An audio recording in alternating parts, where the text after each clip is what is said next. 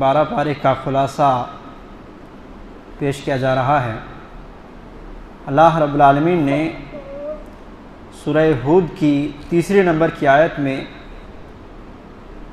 فرمایا وَأَنِ اسْتَغْفِرُوا رَبَّكُمْ ثُمَّ تُوبُوا إِلَيْهِ يُمَتِّعْكُمْ مَتَاعًا حَسَنًا إِلَىٰ أَجَلٍ مُّسَمًّى، کہ اگر تم استغفار کرو اور اپنے رب کے یہاں توبہ کرو تو اللہ رب العالمین ایک مقررہ مدت تک کے لیے فائدہ اٹھانے کا موقع تمہیں عطا کرے گا۔ اس آیت کریمہ میں اللہ رب العالمین نے استغفار کرنے کے لیے اور توبہ کرنے کے لیے دونوں باتیں ایک ہی جگہ میں بیان کیا ہے،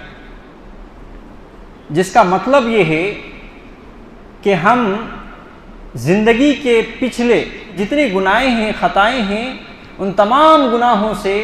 رب کے بارگاہ میں استغفار کریں، توبہ کریں، اور آئندہ کے لیے اس بات کی توبہ کریں کہ اللہ رب العالمین ہم نے جو پچھلے زندگی میں جو گناہیں کی ہیں وہ دوبارہ سے پھر ہم نہ کریں۔ اس کے بعد اللہ رب العالمین نے اسی آیت کے اندر بیان کیا ہے کہ وَيُؤْتِي كُلَّ ذِي فَضْلٍ فَضْلَهُ، کہ ہر فضل والے کو اللہ رب العالمین فضل عطا کرے گا۔ یہاں 2 فضل ایک ہی جگہ بیان کیا ہے۔ پہلا فضل سے مراد نیک اعمال ہے اور دوسرا فضل سے مراد جنت ہے۔ معلوم ہوا کہ جن کے یہاں نیک اعمال ہوں گے ایسے ہی لوگ اللہ رب العالمین کی جنت کو پائیں گے۔ نیک اعمال کو فضل کیوں کہا گیا؟ نیک اعمال کو فضل اس لیے کہا گیا، اب مثال سے اس کو سمجھتے ہیں کہ ایک شخص آپ کے یہاں مزدوری کر رہا ہے اور آپ نے اس کے لیے ایک دن کے لیے مقرر کیا 1000 روپیہ۔ بندے نے بڑی اچھی محنت کی اور محنت و لگن سے انہوں نے کام کیا، آپ نے دیکھا تو آپ نے خوش ہو کر کے 1000 کی جگہ 2000 دے دیا۔ تو یہ 1000 تو ان کے پاس آپ کی بات طے ہوئی تھی، مگر یہ جو ایکسٹرا آپ نے 1000 دیا یہ فضل ہے آپ کی طرف سے ان کے اوپر۔ تو چونکہ اللہ رب العالمین جو بھی نیکی انسان کرتا ہے اس نیکی کا بدلہ اللہ رب العالمین اسی نیکی کے مقدار میں نہیں دیتا، جتنی محنت ہے اتنی محنت کے بقدر نہیں دیتا، بلکہ اللہ رب العالمین بڑھا چڑھا کر دیتا ہے۔ اللہ رب العالمین نے خود ہی قرآن مجید کے اندر فرمایا من جاء بالحسنۃ فلہ عشر امثالھا، کہ آدمی اگر ایک نیکی کرتا ہے اللہ رب العالمین اس کو بڑھاتا ہے، 10 تو دے گا ہی اور اس کو بھی مزید بڑھاتے رہتا ہے، یہاں تک کہ ایک نیکی پہاڑ کے برابر بن جاتی ہے۔ تو جب ایک انسان ایک نیکی کمایا، حق تو یہی تھا، انصاف تو یہی تھا کہ ایک نیکی دے دیا جائے اور کام خلاص ہو گیا، لیکن اللہ رب العالمین نے فضل کرنا ہے۔ اللہ رب العالمین کا فضل ہوتا ہے کہ جب بندہ نیکی کرتا ہے تو اس کو بڑا چڑھا کر کے عطا کرتا ہے۔ اسی لیے اللہ رب العالمین نے نیکی کو فضل کہا۔ اور جنت کو کیوں فضل کہا ہے؟ اللہ رب العالمین نے جنت کو فضل اس لیے کہا ہے کیونکہ جنت ایک ایسا مقام ہے جس کو اللہ رب العالمین نے اپنے طریقے سے بڑے ہی خوبصورت انداز میں اور اس طریقے سے بڑا قیمتی بنایا ہے۔ اتنا قیمتی جنت ہے کہ جنت کے ایک بالشت پوری دنیا کا مقابلہ نہیں کر سکتے۔ اب بھلا ہمارے ٹوٹے پھوٹے نیک اعمال کیا ہماری جنت کو خرید سکتے ہیں؟ یہ اعمال ہمارے کیسے جنت کو پا سکتے ہیں؟ لہذا انسان کے جو کچھ اعمال ہوں گے وہ اعمال کافی نہیں ہوں گے جنت کو خریدنے کے لیے کہ اللہ رب العالمین جنت جس کو بھی دے گا وہ اپنے فضل سے دے گا، جنت جس کو بھی دے گا اللہ رب العالمین کی رحمت شامل حال ہوگی ایسے بندے کے اوپر۔ معلوم ہوا کہ جنت بھی جو ملے گا وہ بھی اللہ کا فضل ہے، اور نیکی جو ہم کر رہے ہیں اللہ ہی کی توفیق سے، تو یہ نیکیاں بھی اللہ رب العالمین کا فضل ہے۔ تو جب تک انسان کے پاس نیکی نہ ہو تو پھر جنت کا پانا بڑا مشکل ہے۔ آگے اللہ رب العالمین نے کہا وَمَا مِن دَابَّةٍ فِي الْأَرْضِ إِلَّا عَلَى اللَّهِ رِزْقُهَا وَيَعْلَمُ مُسْتَقَرَّهَا وَمُسْتَوْدَعَهَا، اور زمین کے اندر جو کچھ جاندار بستے ہیں اس کا رزق اللہ رب العالمین کے یہاں ہے، اس کی ذمہ داری، اس کے رزق کی ذمہ داری اللہ رب العالمین نے لے رکھی ہے، اور اللہ رب العالمین اس کے مستقر کو یعنی مستقل جہاں ٹھہر رہا ہے اس چیز کو بھی جانتا ہے اور عارضی ٹھکانے کو بھی جانتا ہے، لہذا کوئی بھوکا نہیں مرے گا۔ اور اللہ رب العالمین نے اس چیز کی تفصیل بیان کی ہے کہ اے لوگو تم جہاں کہیں بھی رہو اللہ رب العالمین تمہارے رزق کا بندوبست کرنے والا ہے، تمہیں بھوکا نہیں مارے گا۔ یہی وجہ ہے کہ دنیا کے اندر دیکھیں اللہ رب العالمین کو ماننے والے، اللہ رب العالمین کی توحید پر چلنے والے ہو، یا یہ کہ اللہ رب العالمین کو گالی دینے والے ہو، اللہ رب العالمین نے جو ذمہ داری لی ہے اس چیز کو اللہ رب العالمین بخوبی نبھا رہا ہے۔ آگے اللہ رب العالمین نے فرمایا وَلَئِنْ أَذَقْنَا الْإِنسَانَ مِنَّا رَحْمَةً، پھر اگلی آیت میں کہا وَلَئِنْ أَذَقْنَاهُ نَعْمَاءَ بَعْدَ ضَرَّاءَ مَسَّتْهُ لَيَقُولَنَّ ذَهَبَ السَّيِّئَاتُ عَنِّي إِنَّهُ لَفَرِحٌ فَخُورٌ۔ یہاں جو دونوں آیت کے اندر اذقنا کا لفظ استعمال کیا ہے اللہ رب العالمین نے، یعنی ہم انسان کو چکھاتے ہیں، یہاں ایک نقطہ یہ ہے کہ اذقنا اللہ رب العالمین کہہ کر کے یہ بتانا چاہتا ہے کہ اے لوگو یہ دنیا میں تمہیں جو کچھ نعمتیں ملی ہیں یہ ایسا ہی ہے جیسے کھانے میں چاکھنا، وہ چیز تمہیں یہاں مل رہی ہے، ساری چیزیں اصل ذخیرہ تمہیں جنت کے اندر ملنے والا ہے، جنت ساری نعمتوں سے بھری ہوئی ہے، لہذا یہ دنیا جو تمہیں مل رہی ہے تو کھانے میں جیسے چاکنا ہے اسی طریقے سے تمہیں یہ دنیا میں ملنے والی ہے۔ گویا کہ اللہ رب العالمین یہ بتا رہا ہے کہ یہاں سیمپل اللہ رب العالمین نے رکھ دیا ہے جنت کے خزانوں کا، جنت کی نعمتوں کا، جنت کے فروٹس کا، لہذا تم یہاں صرف چاکنا ہی کے طور پر دنیا میں بسر کرنے کے لیے استعمال کرو، مگر جب تم نے نیک اعمال کر کے ہمارے پاس آنا ہے تو ایسی صورت میں تمہیں بھر بھر کے پوری دنیا ہی نہیں دنیا سے بڑی جگہ تمہیں عطا کر دیا جائے گا اور تمام نعمتوں سے تمہیں جو ہے نواز دیا جائے گا۔ اور ساتھ ہی ساتھ ان دونوں آیت میں یہ بھی بات معلوم ہوتی ہے کہ انسان جب بھی اور جس حالت میں بھی رہے، اللہ رب العالمین نے جس حالت میں بھی انسان کو رکھا ہو وہ اللہ رب العالمین کا شکریہ ادا کرتے رہے، کبھی مایوس نہ ہو، کبھی اللہ کی رحمت سے مایوس نہ ہو، اور اسی طریقے سے ناشکری سے ناکام لے، اور اگر نعمتوں سے اللہ رب العالمین نے نوازا ہے تو ایسی صورت میں وہ فخر و غرور سے کام نہ لے، بلکہ جس مقام پر اللہ رب العالمین نے رکھا ہے اللہ رب العالمین کی تابعداری کے ساتھ اپنی زندگی گزارتے رہے۔ اس کے بعد اللہ رب العالمین نے ایسے لوگوں کے تعلق سے بیان کیا ہے کہ جو لوگ صرف دنیا ہی کو پانا چاہتے ہیں، آخرت سے ان کو کوئی لینا دینا نہیں، دنیا کو حاصل کرنے کے لیے رات دن لگے ہوئے ہیں اور آخرت سے ان کو کوئی سروکار نہیں۔ کہا من کان یرید الحیات الدنیا وزینتها نوفی الیہم اعمالہم فیہا وہم فیہا لا یبخسون، کہ جو انسان دنیا کی زندگی کا ارادہ کرتا ہے، دنیا کو پانا چاہتا ہے اور اس کی زیب و زینت کو پانا چاہتا ہے، نوفی الیہم اعمالہم، ان کے اعمال کے بقدر ہم اسے پورا پورا عطا کر دیں گے، وہم فیہا لا یبخسون، اور اس کے اعمال کے حساب سے دنیا کے اندر کوئی کمی نہیں کی جائے گی۔ قرآن مجید کے اندر ایک دوسری جگہ میں اللہ رب العالمین نے اسی مفہوم کی آیت بیان کی ہے، من کان یرید حرث الآخرۃ نزد لہ فی حرثہ، کہ جو انسان آخرت کی کھیتی کو پانا چاہتا ہے، آخرت کے جنت کو پانا چاہتا ہے، تو اللہ رب العالمین کہتا ہے نزد لہ فی حرثہ، اس کے کھیتی میں ہم اور مزید عطا کر دیں گے، مزید بڑھا دیں گے۔ اور جو شخص دنیا کو چاہتا ہے تو اللہ رب العالمین کہتا ہے نؤتیہ منہا، ہم دنیا میں سے کچھ اس کو دے دیں گے، آخرت کے اندر اس کا کوئی حصہ نہیں ہوگا۔ معلوم یہ ہوا کہ جو دنیا کو پانا چاہتے ہیں ایسے لوگوں کو اللہ رب العالمین دنیا ہی میں اس کے اعمال کے بقدر اس کو پورا پورا دے دیا جاتا ہے، قیامت کے دن اللہ رب العالمین کے یہاں اس کا کوئی نصیب نہیں، کوئی حصہ نہیں، کہہ دیا جائے گا جو تم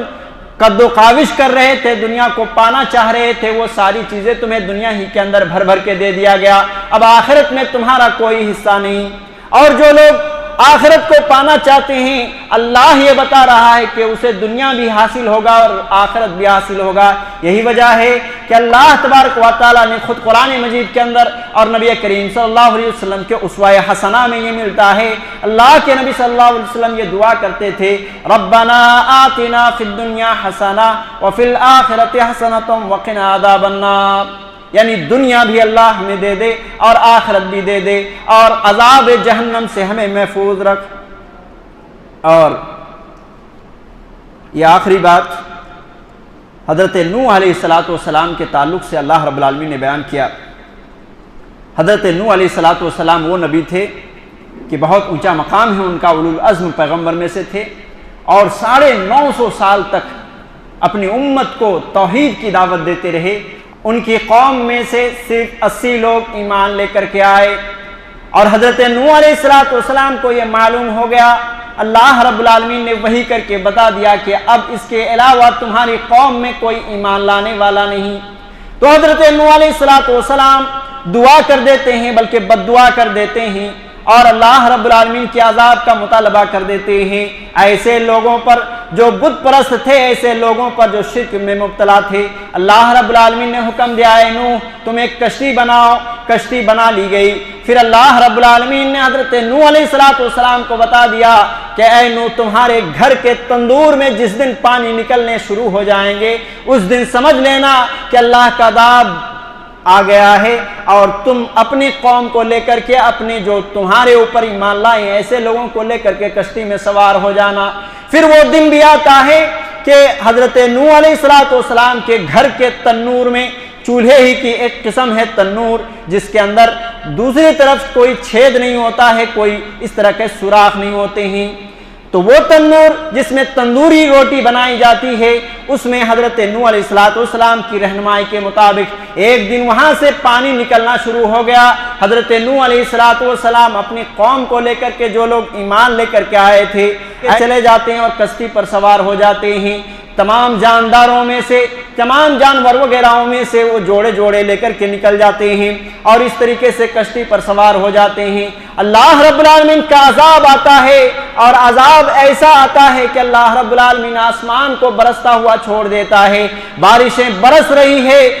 اور اس طریقے سے برستے برستے تمام لوگوں کے گھر بھر جاتے ہیں پانی سے، اور اس طریقے سے وہ ڈوبنے لگتے ہیں۔ اسی موقع پر حضرت نوح علیہ السلام کا بیٹا بھی ڈوب رہا ہے، اور مومن اور حضرت نوح علیہ السلام اپنی آنکھوں کے سامنے دیکھ رہے ہیں کہ وہ بیٹے کو ڈوبتے ہوئے۔ باپ اپنے بیٹے کو دیکھ کر کے، یہ حیرت انگیز واقعہ اور حیرت انگیز جو ہے ایک منظر تھا، جو حضرت نوح علیہ السلام کے دل میں رحم آ جاتا ہے۔ اللہ رب العالمین سے دعا کرنے لگتے ہیں، وَنَادَى نُوحٌ رَبَّهُ، اور نوح علیہ السلام نے اپنے رب کو پکارا، فَقَالَ رَبِّ إِنَّ ابْنِي مِنْ أَهْلِي، اور کہنے لگتے ہیں کہ اے میرے پروردگار، میرا بیٹا میرے اہل میں سے ہے۔ اللہ رب العالمین جواب دیتا ہے، کہتا ہے، قَالَ يَا نُوحُ إِنَّهُ لَيْسَ مِنْ أَهْلِكَ، اے نوح تمہارا بیٹا تمہارے اہل میں سے نہیں ہے، إِنَّهُ عَمَلٌ غَيْرَ صَالِحٍ، کیونکہ اس کا اعمال اچھے نہیں ہیں، نیک اعمال اس کے پاس نہیں ہے، ایمان نہیں ہے، نیک اعمال نہیں ہے۔ وَلَا تَسْأَلْنِ مَا لَيْسَ لَكَ بِهِ عِلْمٌ، اور جس کا تمہیں علم نہیں ہے اس چیز کو تم سوال نہ کرو۔ إِنِّي أُعِيذُكَ أَن تَكُونَ مِنَ الْجَاهِلِينَ، اور اللہ کہتا ہے، اے نوح تجھے میں نصیحت کرتا ہوں کہ تو جاہلوں میں سے نہ ہو جا،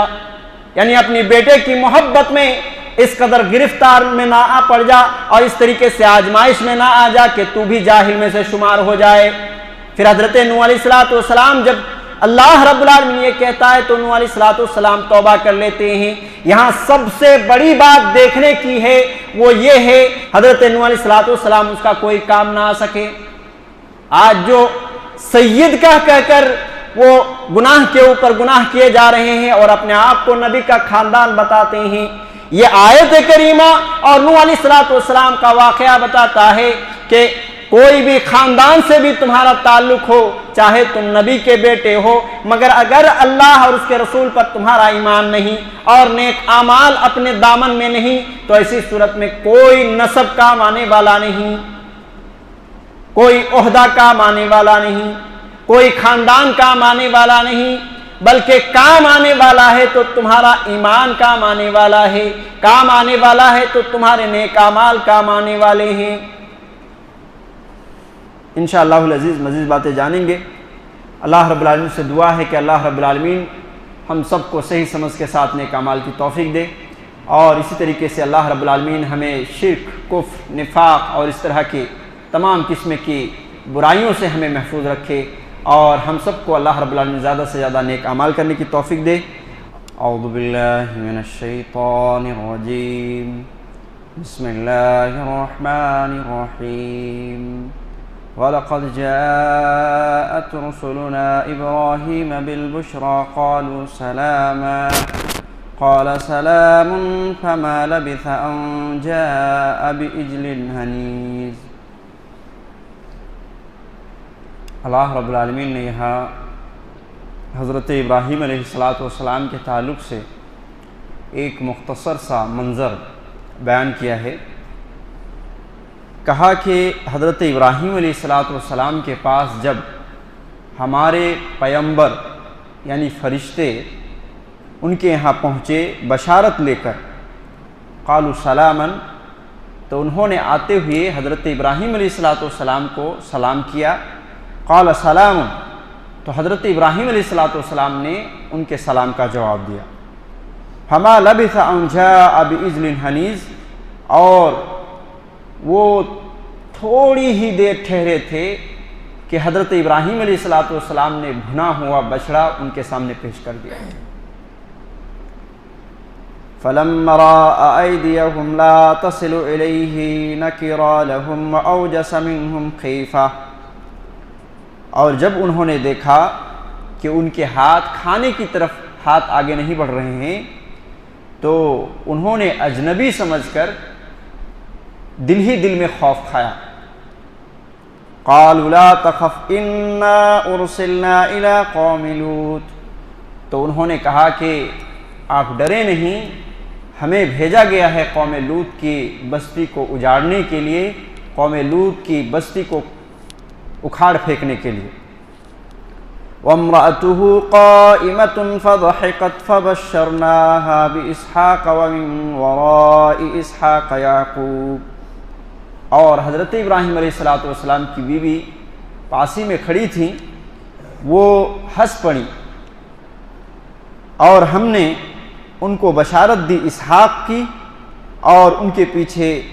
اسحاق علیہ السلام کے بعد یعقوب علیہ السلام کی۔ اس آیت کریمہ میں اللہ رب العالمین نے بہت ساری باتیں بیان کی ہے، جیسے کہ آپ نے سنا، جس میں سے چند چیزوں پر غور کرنے کی بھی ضرورت ہے۔ سب سے پہلی چیز کہ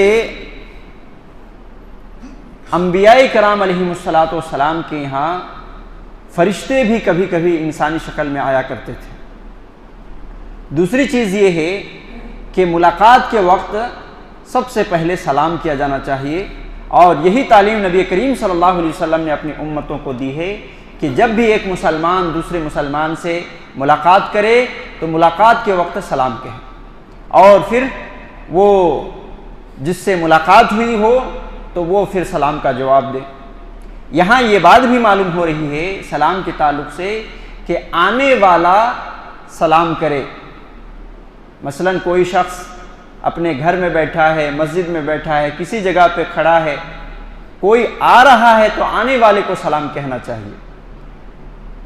تو سلام ایک بہت بڑا فریضہ ہے جو کہ واجب ہے ایک مسلمان کے اوپر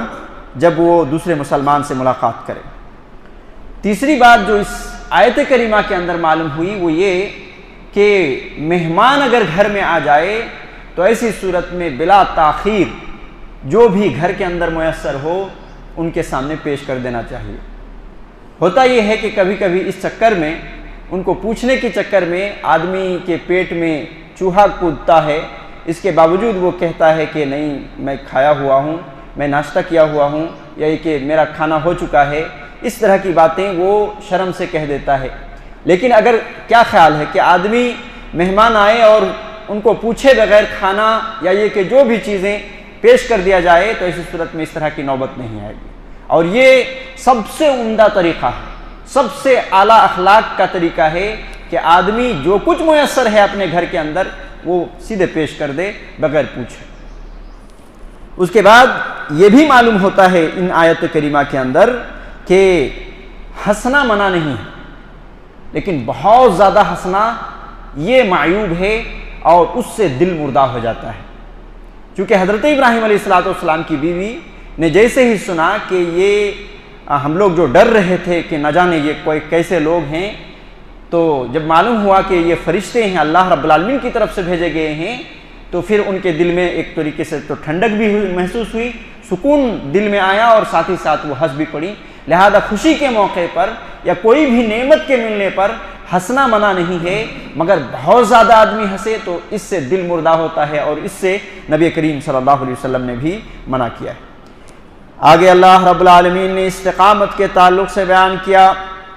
اور اللہ کے نبی علیہ الصلوۃ والسلام سے خطاب کرتے ہوئے کہا فَاسْتَقِمْ كَمَا أُمِرْتَ وَمَن تَابَ مَعَكَ وَلَا تَطْغَوْا إِنَّهُ بِمَا تَعْمَلُونَ بَصِيرٌ۔ اے نبی آپ استقامت اختیار کیجئے جس طریقے سے آپ کو حکم دیا گیا ہے، اور وہ لوگ بھی استقامت اختیار کریں جن لوگوں نے توبہ کر کے آپ کے ساتھ ہو گئے ہیں۔ یہاں استقامت کی بات کہی گئی ہے، نبی صلی اللہ علیہ وسلم کو بھی اس بات کا حکم دیا گیا ہے، اور صحابہ کرام رضوان اللہ علیہم اجمعین کو بھی اس بات کا حکم دیا گیا ہے کہ وہ استقامت اختیار کریں۔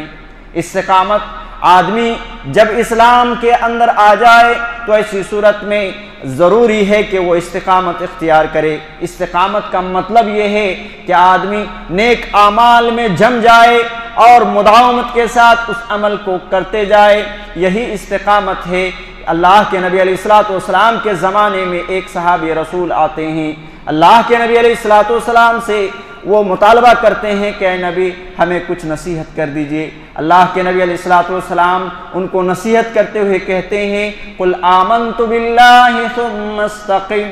کہ تم کہہ دو کہ میں نے اللہ رب العالمین پر ایمان لایا اور پھر اسی پر جم جاؤ، اسی پر جمے رہو، اسی پر ڈٹے رہو، اسی پر استقامت اختیار کرو، تم کامیاب ہو جاؤ گے۔ اور استقامت کی بڑی فضیلت ہے۔ اللہ کے نبی صلی اللہ علیہ وسلم کو استقامت کی کہی گئی ہے، یہ چھوٹی بات نہیں ہے۔ اللہ رب العالمین نے ایک جگہ فرمایا ان الذين قالوا ربنا الله ثم استقاموا تتنزل عليهم الملائكة الا تخافوا ولا تحزنوا وابشروا بالجنة التي كنتم توعدون۔ جو لوگ کہتے ہیں کہ ہمارا پروردگار اللہ ہے اور اسی پر جم جاتے ہیں، اسی پر استقامت اختیار کرتے ہیں، تتنزل علیہم الملائکہ، تو ان کے موت کے وقت فرشتوں کا نزول ہوتا ہے، اور وہ فرشتے ان کو کہتے ہیں اللہ تخافوا ولا تحزنوا، اللہ تخافوا تم ڈرو نہیں، ولا تحزنوا اور تم غم نہ کھاؤ، وابشروا بالجنۃ التي كنتم توعدون، اور جس جنت کا وعدہ کیا جاتا تھا اس کا تم خوشخبری لے لو، اس کی تم خوشخبری سن لو۔ تو یہ مفسرین کرام نے لکھا ہے کہ آدمی کی موت کے وقت، جو کہ ایک بہت بڑا جو ہے امتحان ہوتا ہے انسان میں، اس وقت اللہ رب العالمین جب دل اپنے کنٹرول میں نہیں رہتا ہے، آدمی کچھ بھی اس وقت کہہ سکتا ہے اور کچھ بھی کر سکتا ہے، ایسے وقت میں اللہ رب العالمین اگر آدمی کی زندگی میں استقامت ہونے کے اعمال میں، تو اللہ رب العالمین اس خطرناک موڑ میں جہاں انسان کے خود کو جو ہے بے قراری اور بے چینی کی حالت اور کیفیت اس طریقے سے ہوتی ہے کہ وہ خود کے کنٹرول میں نہیں ہوتا ہے، اس وقت اللہ رب العالمین فرشتوں کو بھیج کر کے ایک طریقے سے ان کو تسلی دی جاتی ہے اور جنت کی بھی بشارت دی جاتی ہے۔ تو یہ اتنی بڑی چیز ہے، لہذا ضرورت اس بات کی ہے کہ آدمی استقامت اختیار کرے۔ استقامت بہت بڑی چیز ہے میرے بھائیوں۔ اس کے بعد اللہ رب العالمین نے ایک بڑی پیاری بات کہی ہے کہ معاشرے کے اندر جب تک مصلح لوگ ہوں، اصلاح کرنے والے لوگ ہوں، تب تک معاشرے میں اللہ رب العالمین کا عذاب نہیں آئے گا۔ جب تک معاشرے کے اندر اصلاح کے کام کرنے والے لوگ ہوں گے، تب تک گرچہ معاشرے کے اندر گناہیں ہو رہی ہیں، خرابیاں ہیں اور بہت ساری جرائم کے ارتکاب ہیں، اس کے باوجود اگر وہاں پہ کچھ مصلح لوگ ہوں، اصلاح کرنے والے لوگ ہوں، تو ایسی صورت میں کیا فائدہ ہے کہ وہاں اللہ رب العالمین کا عذاب نہیں آتا۔ یہ بہت بڑی چیز ہے۔ اللہ رب العالمین نے کہا وما كان ربك ليهلك القرى بظلم واهلها مصلحون۔ لہذا معلوم ہوا، اور اس آیت کریمہ یہ سبق دے رہی ہے کہ جو لوگ اصلاح کا کام کرتے ہیں ایسے لوگوں سے آدمی بیزار نہ ہو، کیونکہ وہ اتنا بڑا اللہ رب العالمین کے یہاں مقام رکھتا ہے کہ وہ جب تک موجود ہیں تب تک انسانوں کے اوپر اللہ رب العالمین کا عذاب نہیں آئے گا۔ تو آج انسانوں کے ذہن و دماغ اس طریقے سے ہو گئے ہیں کہ جو اصلاح کا کام کرتے ہیں، بھلائی سے لوگوں